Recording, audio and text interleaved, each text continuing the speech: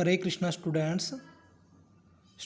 हम +1 का केमिस्ट्री का फर्स्ट चैप्टर पढ़ रहे हैं, some basic concepts of chemistry. हमने मैटर के बारे में डिस्कस कर लिया था। मैटर की फिजिकल क्लासिफिकेशन भी हमने कर ली थी, सॉलिड, लिक्विड एंड गैस। आज हम केमिकल क्लासिफिकेशन करेंगे मैटर की, ठीक है। मैटर को केमिकली क्लासीफाइड 2 मेन टाइप्स में किया गया, प्योर सब्सटेंस में एंड मिक्सचर में। प्योर सब्सटेंस क्या होता है पहले वो डिस्कस करेंगे। प्योर मीन्स क्या है? Only one kind of particle, जिसके अंदर एक ही प्रकार के पार्टिकल होते हैं। A pure substance is defined as a single substance. Pure substance वो सिंगल सब्सटेंस होता है which can not be separated by the physical method, जिसको मैं भौतिक विधि से अलग नहीं कर सकता, क्योंकि वो पहले ही सिंगल है। तो सिंगल क्या अलग होएगा वो, तो क्योंकि सब ओनली वन काइंड है वो, ठीक है ना, एक ही प्रकार के पार्टिकलों से मिलकर बना है। अगर उसको तोड़ेंगे भी तो फिर भी वो सेम ही रहेगा, तो वो अलग तो हो ही नहीं सकता वो। Can not be separated. A pure substance is defined as a single substance. Pure substance वो सिंगल सब्सटेंस है which can not be separated, जो सेपरेट नहीं हो सकता by the simple physical method. फिर प्योर सब्सटेंस को भी क्लासीफाई किया गया फर्दर 2 टाइप्स में, एलिमेंट्स एंड कंपाउंड्स में। एलिमेंट्स के बारे में डिस्कस करेंगे, क्या होता है एलिमेंट, क्या होते हैं एलिमेंट। हम +1 में डिस्कस, हमने 10th में भी थोड़ा बहुत डिस्कस किया है बच्चों। एलिमेंट्स 118 एलिमेंट्स होते हैं हमारे पास, ठीक है। 118 एलिमेंट्स, जो भी एलिमेंट्स है उसके पास एक ही काइंड के पार्टिकल होते हैं। एन एलिमेंट्स, इसलिए वो क्या है प्योर सब्सटेंस है। एन एलिमेंट्स की डेफिनेशन करेंगे।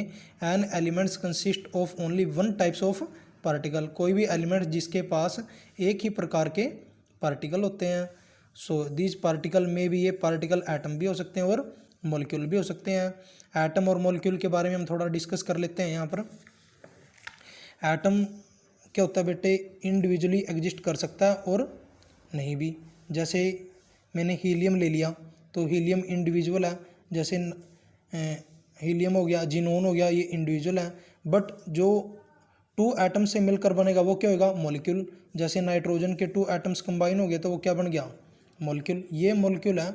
बट अगर मैं एन लिखूंगा तो ये क्या है, एटम। एन नाइट्रोजन एटम है, अगर मैं डाई एटम हो गए तो फिर वो क्या बन गया, मॉलिक्यूल, ठीक है। 2 टाइप्स के, फिर इनको फर्दर क्लासीफाई किया गया एलिमेंट्स को एटम्स एंड मॉलिक्यूल में। फॉर एग्जांपल जैसे सोडियम, कॉपर, सिल्वर, ऑक्सीजन, ये सब एग्जांपल्स हैं ऑफ एलिमेंट्स, ठीक है बच्चों। नेक्स्ट पढ़ेंगे कंपाउंड। अब कंपाउंड क्या होता है, it is defined as the pure substance. ये भी क्योंकि प्योर सब्सटेंस के एक टाइप्स हैं तो इसको प्योर सब्सटेंस ही बोलेंगे। तो डिफाइंड किसको करता है, कंपाउंड प्योर सब्सटेंस को ही डिफाइन करता है। कंटेनिंग 2 और मोर एलिमेंट्स, जिसके पास 2 या 2 से ज़्यादा प्रकार के एलिमेंट्स होते हैं। ये वो कंपाउंड होते हैं, प्योर सब्सटेंस होते हैं जिनके पास 2 या 2 से ज़्यादा एलिमेंट्स होते हैं, जो कि एलिमेंट्स कंबाइन होते हैं आपस में। किस रेशियो में होते हैं, इन ए फिक्स प्रोपोर्शन में होते हैं बाय द वेट। जैसे मैंने एक कंपाउंड बना लिया HCl, ठीक है। यहाँ पर वेट के अकॉर्डिंग फिक्स रेशियो में है ये, ठीक है। हाइड्रोजन का वेट 1 है और क्लोरीन का वेट कितना है, 35.5। तो फिक्स रेशियो है इनके वेट की, इसलिए क्या है, कंपाउंड है। It is defined as the pure substance. ये वो प्योर सब्सटेंस है जिसके पास 2 और मोर एलिमेंट्स होते हैं, जो कि कंबाइन होते हैं आपस में, फिक्स प्रोपोर्शन में होते हैं, फिक्स रेशियो में होते हैं बाय द वेट।